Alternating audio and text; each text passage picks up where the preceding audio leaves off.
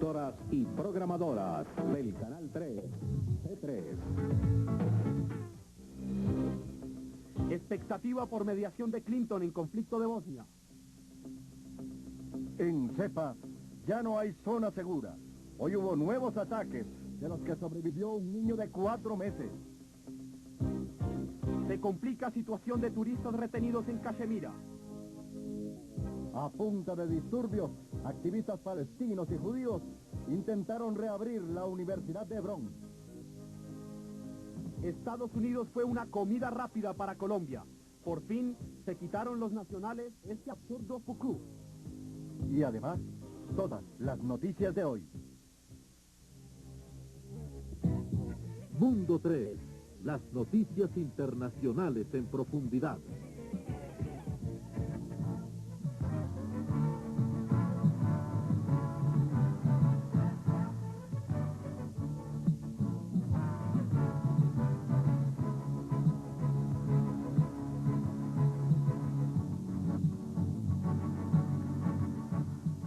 Buenas noches. Mientras el presidente de Estados Unidos, Bill Clinton, sentaba la posición de su nación en el conflicto de los Balcanes, hoy los aliados occidentales amenazaron a los serbios bosnios con ataques aéreos para defender las llamadas zonas seguras de la ONU.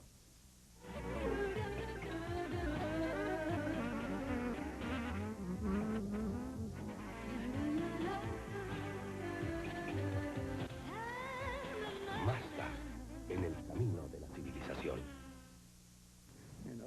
Hoy el presidente estadounidense Bill Clinton se reunió con los líderes de Europa para definir las estrategias a seguir en la defensa del enclave de Gorazde, en caso de que los serbio-bosnios reinicien sus ataques. Clinton ha sido el principal impulsor de realizar ofensivas aéreas con el fin de repeler los ataques que los rebeldes han ejecutado sobre la zona de seguridad de Gorazde. Al mismo tiempo, el presidente estadounidense manifestó ante los líderes europeos que la palabra clave para frenar la serie de ataques que han dejado un sinnúmero de víctimas es decisión. Las fuerzas de protección de las Naciones Unidas han sido las más perjudicadas al no tener la suficiente libertad para responder a las agresiones por parte de los serbios bosnios. Las conversaciones giraron en torno a la colaboración por parte de los países europeos en conjunto contra los Estados Unidos para llevar a cabo la intervención aérea sobre la zona en conflicto. Mientras se buscaba un punto de acuerdo, los serbios bosnios cada vez más avanzaban en el abastecimiento de armas para su ejército, lo que también les llevó a reflexionar sobre la posibilidad de un nuevo embargo. Por su parte, 8 ministros de Relaciones Exteriores musulmanes, representantes de la Organización de la Conferencia Islámica, declararon que un embargo contra Bosnia es absolutamente inválido. La idea fue apoyada por el ministro de Relaciones Exteriores de Bosnia, Muhammad Sasir-Bey, quien en rueda de prensa declaró que no hay ninguna obligación por parte de los miembros de organizaciones de la Conferencia Islámica de enviar armas para las fuerzas de su país. Pero mientras las conversaciones van y vienen sobre el futuro de la antigua Yugoslavia, los ataques, los refugiados, los heridos y los muertos son la constante que día a día habita entre las balas.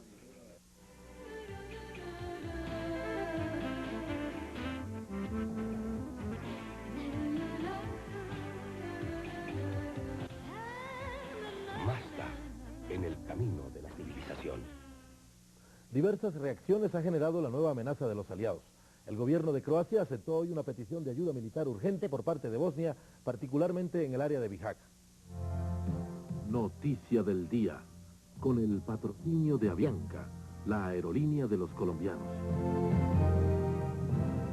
Defender Gorazde a cualquier costo, utilizando cualquier medio, parece ser la firme voluntad de Estados Unidos, Francia y Gran Bretaña, luego de reunirse ayer en Londres para definir una respuesta conjunta a la ofensiva serbio-bosnia y devolverle la credibilidad a las Naciones Unidas. Los 3 aliados acordaron que se establecerá una zona de exclusión alrededor de Gorazde y que si fuerzas serbias intentaban ingresar, serían atacadas desde el aire. En caso de que las fuerzas serbio-bosnias avancen, pese a los bombardeos, un plan francés para enviar fuerzas a Gorazde respaldadas por helicópteros estadounidenses entrarían en efecto. Por su parte, el secretario general de las Naciones Unidas, Boutros Ghali, aunque renovó su deseo de encontrar una solución a través de las negociaciones, declaró que no permitirá más abusos contra la población civil.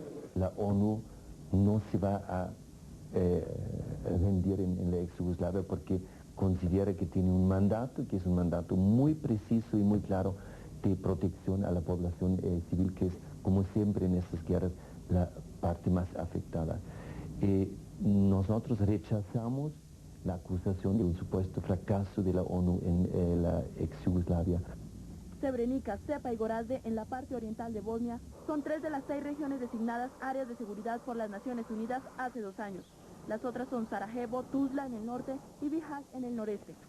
Pero después de la toma de Srebrenica y los continuos ataques alrededor de Zepa, la permanencia de la ONU en Bosnia está en duda, sobre todo por los ataques contra los cascos azules, acusados por los serbios de haber tomado partido en la guerra. La ONU toma posición a favor de un bando o de otro bando. Realmente nosotros hemos logrado mantener una posición muy equilibrada y muy equitativa, y no estamos casados con ninguno de los bandos en conflicto allá. Y mientras los delegados realizaban su sesión en Londres, 3 proyectiles de mortero cayeron en el centro de Sarajevo, dejando 7 heridos, 4 de ellos niños. Noticia del día, con el patrocinio de Avianca, la aerolínea de los colombianos. Varios proyectiles de mortero cayeron este sábado en el pueblo de Zepa, tras una noche de esporádicos ataques con ametralladoras al sitiado enclave bosnio, dijo un portavoz de las Naciones Unidas. La llamada zona segura de Zepa fue blanco hoy de un fuerte ataque serbio-bosnio después de que la comunidad internacional se reuniera con los líderes bosnios para definir áreas de seguridad. La televisión registró los ataques sobre el edificio presidencial de Bosnia y la caída de 6 rockets, 3 de ellos sobre un área residencial de Sarajevo, que causaron la muerte a 4 personas y la destrucción de varias viviendas. Las autoridades locales informaron que en esta zona residencial encontraron entre los escombros a un niño de 4 meses que sobrevivió a los ataques. 17.000 bosnios musulmanes se encuentran rodeados por serbios separatistas en el enclave de Zepa en el este de Bosnia, que ha estado a punto de caer en manos de tropas serbio-bosnias desde el miércoles pasado. Por otra parte, las autoridades de la ONU han señalado que tienen pocas opciones de impedir que los serbios tomen ese remoto enclave en una zona montañosa. A su vez, los serbios bosnios dijeron a la ONU que no negociarán la posible evacuación de civiles musulmanes de Zepa hasta que se rindan los efectivos del gobierno. En la reunión de cancilleres y ministros de defensa en Londres, se acordó que de seguir los ataques, se podrían accionar represalias aéreas de la OTAN para defender dichos enclaves musulmanes. Sin embargo, el primer ministro bosnio, Haris Silačić, calificó la medida como parcial y como luz verde para los terroristas en ataques a Bihać, Sarajevo, Tuzla y Zepa.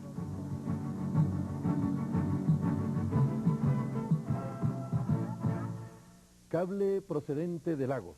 Un pelotón de fusilamiento ejecutó hoy públicamente a 43 ladrones confesos. Las noticias en profundidad, primero en Mundo 3. A continuación, nuestro primer recorrido por la actualidad internacional.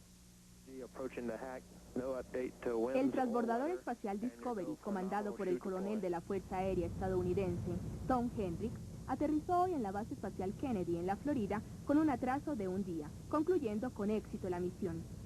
Durante 9 días, los astronautas pusieron en órbita un satélite de comunicaciones de la NASA, llevaron a cabo varios experimentos científicos y tecnológicos. También se dedicaron a estudios de biología, experimentos biomédicos con embriones de peces, investigaciones farmacéuticas y observaciones de la Tierra con cámaras militares.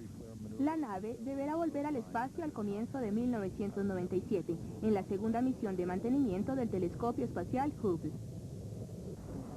Trabajo sí hay, solo se debe pescar. Así lo demuestran estas imágenes de cientos de pescadores de rocas en el río Dapki, en Jaklong, Bangladesh, frontera con la India. Desde el amanecer hasta el ocaso, más de 15.000 bangladeses trabajan buceando en busca de grandes rocas, las cuales se utilizan para arreglos de vías, puentes y construcciones en todo el país, obteniendo a cambio $3 por día. Aunque parece bajo este salario, los pescadores de rocas ganan 2 veces más que los granjeros, combatiendo así el desempleo en esta nación.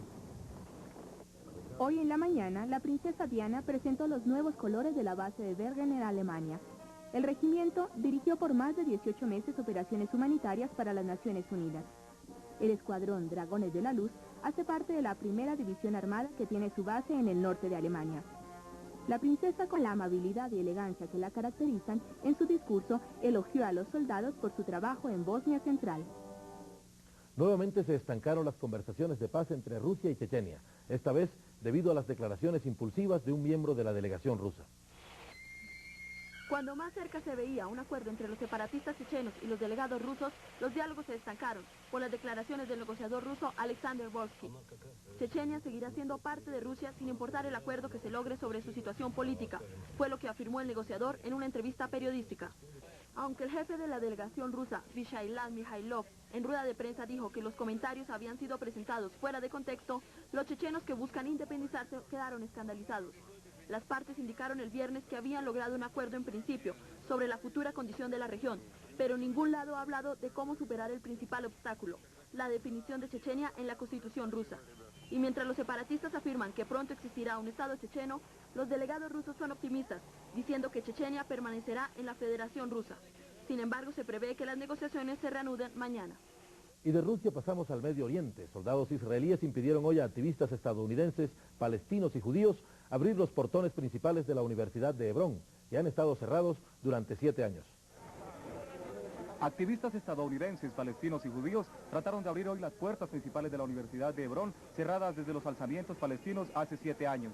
Los activistas palestinos en favor de la paz lograron abrir uno de los 3 portones antes de que los soldados israelíes intervinieran y arrestaran a 7 personas, 5 de ellas estadounidenses y 2 israelíes.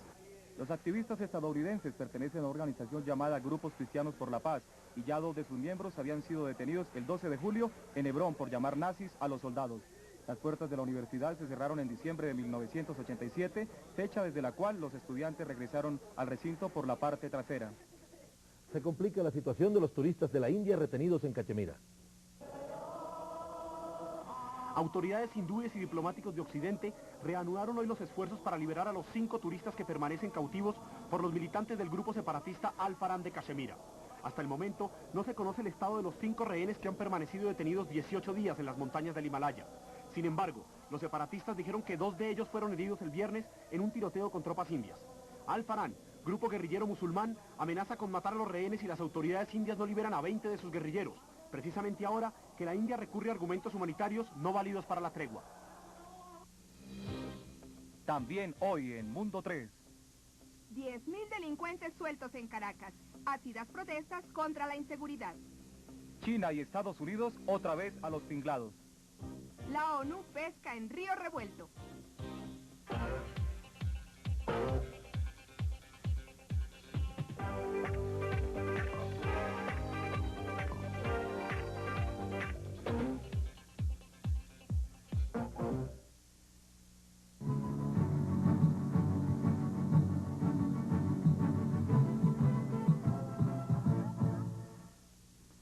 Bienvenidos a la información deportiva en Mundo 3. Hoy tenemos como invitado especial a Ernesto Díaz, quien es tal vez, junto al maestro Alfonso Cañón, uno de los 2 mejores futbolistas bogotanos de todos los tiempos y un gran caballero. Con él hablaremos del partido de la Selección Colombia frente a Estados Unidos y de aquel equipazo que hace 20 años, bajo la dirección del Caimán Sánchez, ganó por única vez para nuestro país el subcampeonato en la Copa América. ¿Cómo le pareció el resultado de hoy, Ernesto? Bueno, yo pienso que importantísimo por el enfoque que venía trayendo ese partido, porque para mí era más favorito Estados Unidos que Colombia, por los resultados anteriores, sobre todo contra Uruguay, ¿no?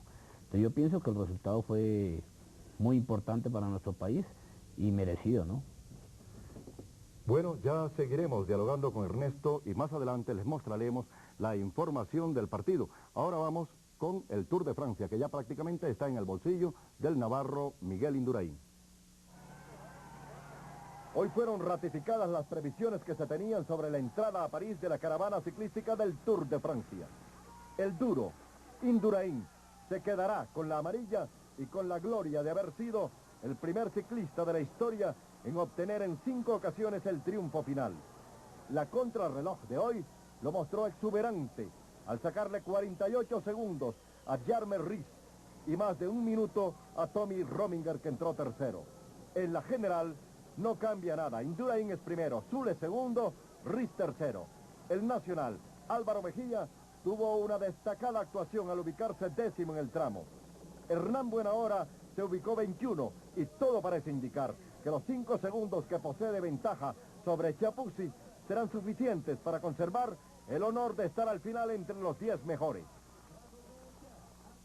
Ernesto Díaz es uno de los 2 colombianos que ha sido goleador de una Copa América, el otro fue Arnoldo Iguarán. ¿Por qué no nos habla, Ernesto, del sistema de juego de aquella selección que hace 20 años fue subcampeona de la Copa América y en la que brillaban jugadores como Willington Ortiz, Diego Edinson Umaña, Jairo Arboleda y Arturo Segovia? Sí, Alberto, yo pienso que los sistemas son muy diferentes, ¿no?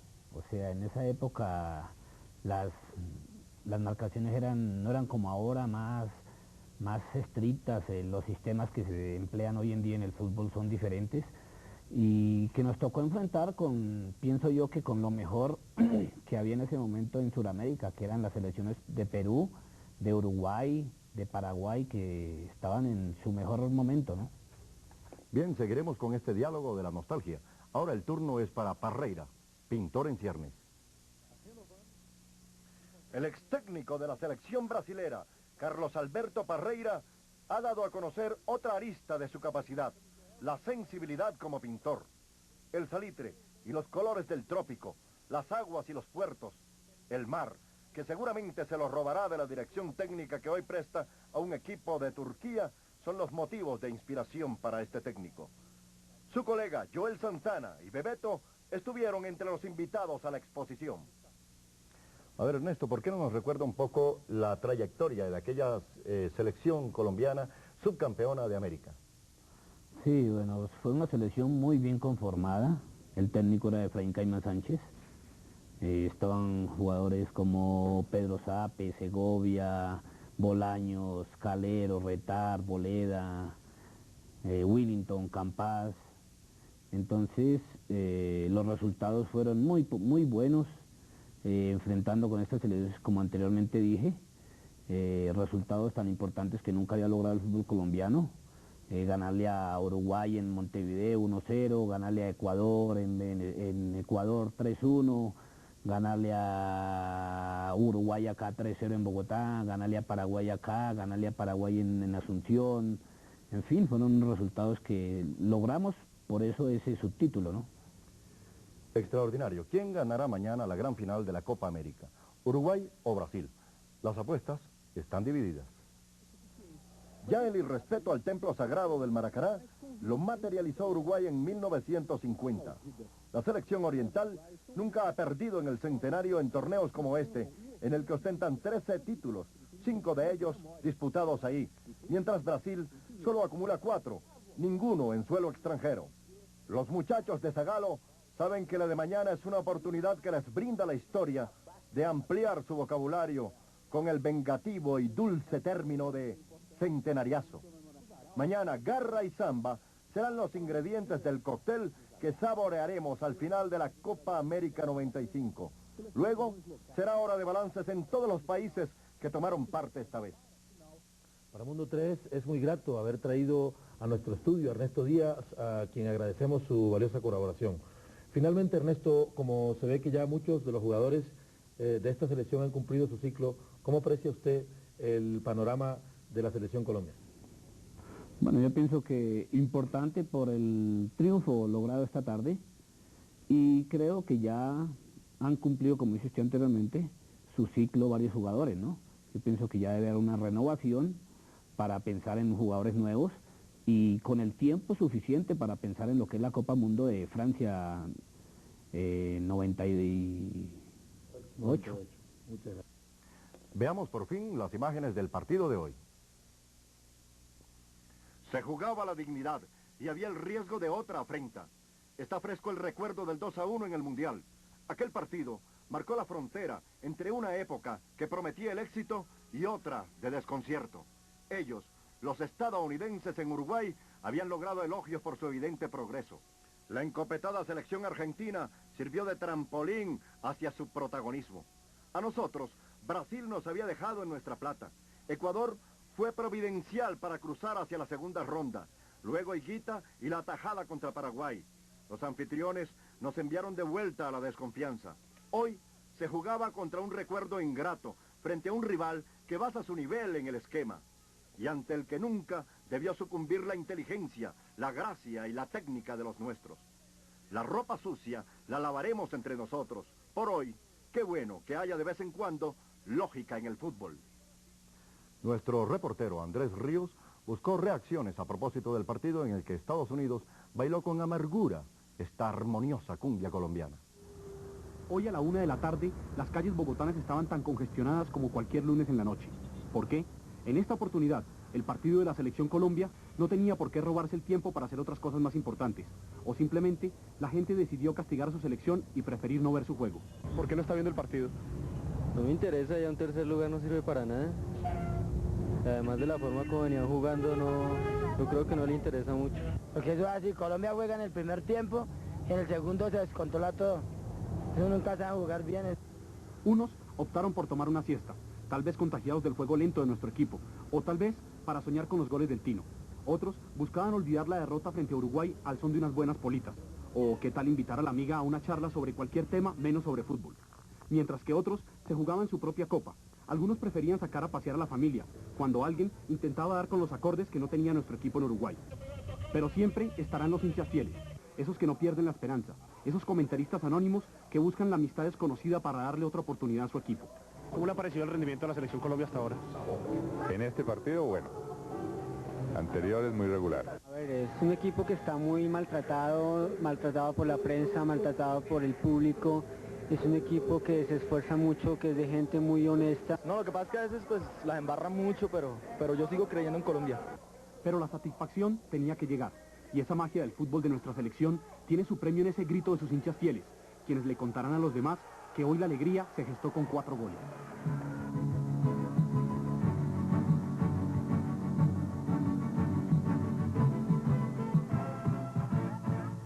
Ecuador y Perú podrían concretar en los próximos días un acuerdo sobre la zona que será desmilitarizada en su disputada región fronteriza. Ecuador y Perú trabajan activamente en la perspectiva de crear una zona desmilitarizada en la disputada región fronteriza con el apoyo de una misión de países garantes integrada por Argentina, Brasil, Chile y Estados Unidos. La situación de desconfianza entre los dos países no ha variado desde la firma del acuerdo de paz suscrito en Itamaraty a mediados de febrero para frenar el fuego de una guerra que por supuesto no definió nada entonces.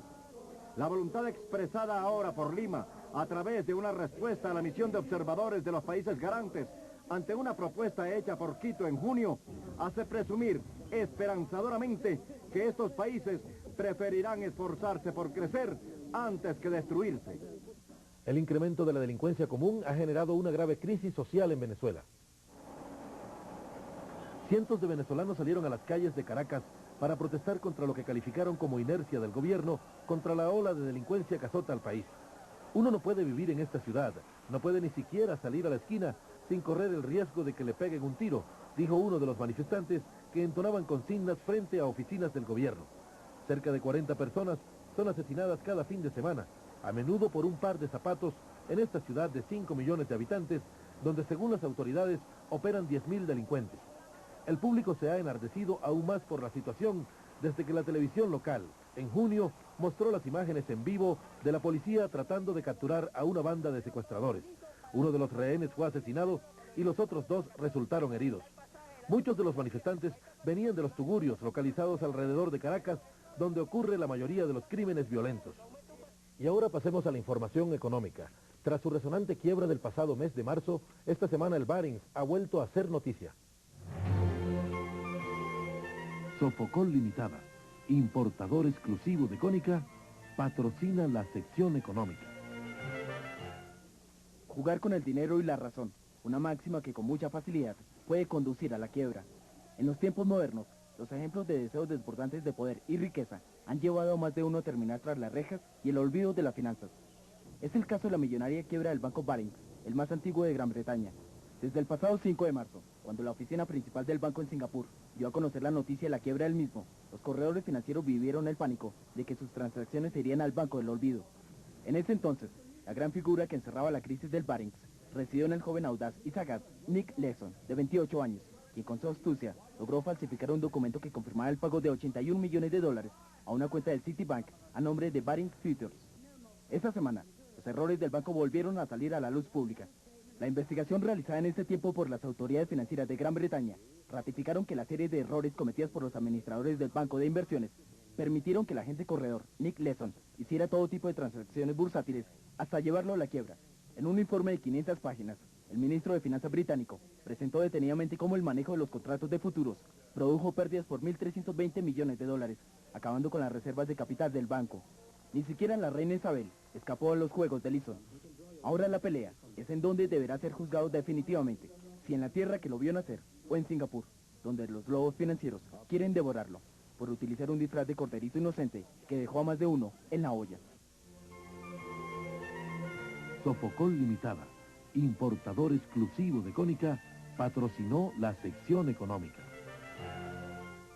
Las principales fuerzas de la oposición política en Bolivia acusaron hoy al gobierno de asestar un golpe inconstitucional al imponer al Congreso la prórroga del estado de sitio que rige en el país. Más noticias del mundo en el siguiente segmento informativo. Los japoneses hicieron largas filas frente a los restaurantes para comer anguilas a la parrilla, un plato tradicional para el día más caluroso del año según el calendario japonés. Se piensa que el alto contenido de proteínas de la anguila ayuda a mantener la buena salud, y la costumbre japonesa es comerlas con salsa dulce de soya y arroz en este día. Este verano ha sido fresco y la temporada de lluvias no ha terminado todavía, pero los empresarios y ejecutivos japoneses hicieron las filas para disfrutar de las anguilas en el almuerzo. El primer ministro español Felipe González dijo que no estaba preparado para convocar a elecciones anticipadas debido a las acusaciones de que su gobierno tenía conocimiento de la guerra sucia contra los extremistas vascos. Después de una reunión de rutina con el gabinete, González dijo que sería irresponsable vincular la fecha de las elecciones con declaraciones que son completamente falsas. Ricardo García Dambonorea, un exfuncionario socialista en la provincia vasca de Vizcaya, se convirtió el jueves en el primero en implicar directamente a González en las actividades ilegales en la década de los 80 de los grupos antiterroristas de liberación conocidos con las siglas GAL. Las Fuerzas Armadas de Estados Unidos y El Salvador terminaron 2 semanas de ejercicios conjuntos centralizados en la lucha contra las drogas. Las maniobras navales conjuntas se llevaron a cabo en las aguas del Golfo de Fonseca y han sido una tradición anual desde la década de los 80, cuando les fue dado el nombre de Guardianes del Golfo. En los primeros años de los ejercicios, su principal objetivo era la protección de El Salvador y de Honduras de un posible ataque en su territorio por parte del gobierno sandinista de Nicaragua, que estaba en el poder en ese entonces. Pero no solo hay fuego en las relaciones entre China y Estados Unidos. El suelo norteamericano parece una caldera que ha ocasionado la muerte de más de 700 personas. Hoy el gobierno destinó $100 millones para los estados afectados.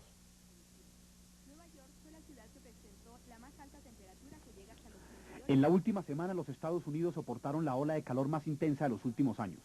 Aproximadamente 450 personas, en su mayoría niños y ancianos, perecieron luego de aguantar temperaturas de hasta 44 grados centígrados. A principios de este año, Europa y Asia sufrieron las consecuencias de un fuerte invierno que también dejó su funesto balance en pérdidas humanas y materiales. Cada vez es más común recibir noticias de que la naturaleza está teniendo una serie de trastornos que ponen en peligro el hábitat del hombre. Lo que sucede en este momento en los Estados Unidos es el resultado de un anticiclón, término que se le da a un sistema de alta presión con características que hacen que se transporte aire cálido y seco. Este fenómeno no es duradero y se desplaza en estos momentos hacia Europa, en concreto España. Los meteorólogos son escépticos al considerar estos casos como cambios climáticos radicales, pero afirman que de acuerdo a la frecuencia alta o baja de estos hechos, el cambio climático arrojará sus resultados. Si continúan las condiciones que propician ese cambio climático, se continúan dando, en unos, por lo menos en 50 años tendríamos una temperatura global del planeta entre 1.5 o 4 grados por encima de las actuales. Pero estos caprichos de la madre naturaleza no solo cobran vidas humanas, a su paso acaban con la agricultura y dejan fuertes consecuencias económicas. En sí, cada año seguiremos escuchando los trágicos saldos que dejarán el verano o el invierno, pero lo que hay que hacer es reflexionar en el cuidado de nuestro planeta e intentar contrarrestar las olas de inundaciones y calor con olas de cuidado y conciencia ecológica. Y bien, mis amigos, se nos acabó el tiempo, pero mañana volveremos con ustedes en nuestro horario habitual de las 8 de la noche. La cita será como siempre aquí por el Canal 3. Más para ver. Feliz descanso.